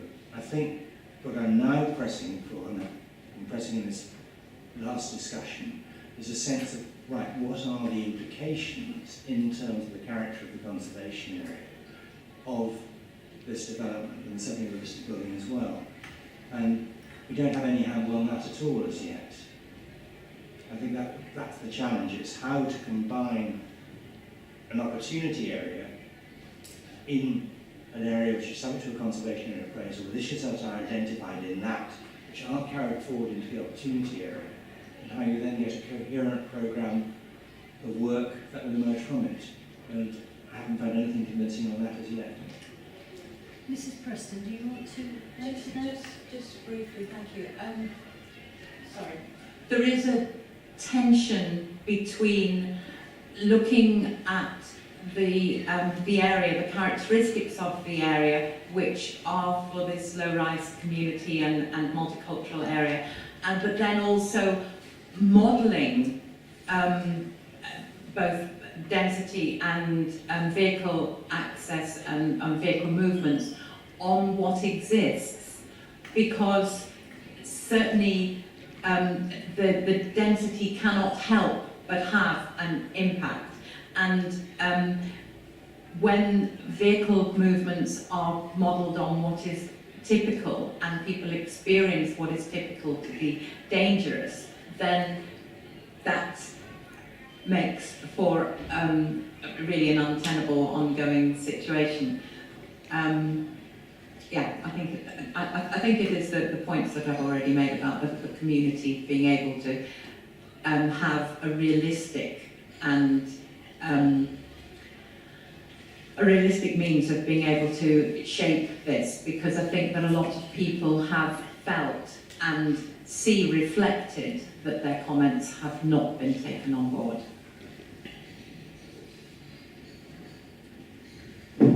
Thank you. Thank you, Ms. Graham. Just keep it brief.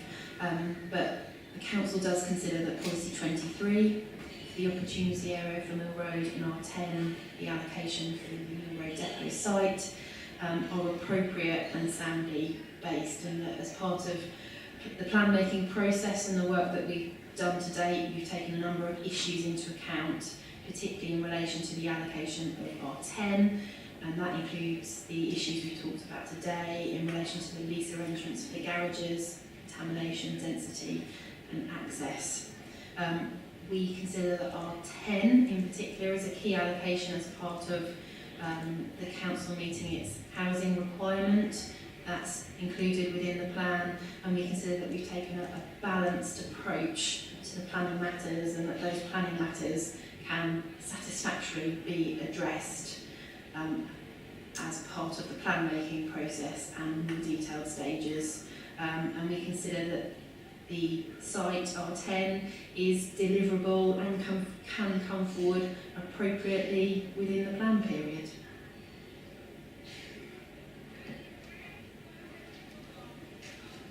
Do you consider it deliverable or developable? We consider it developable within the plan period.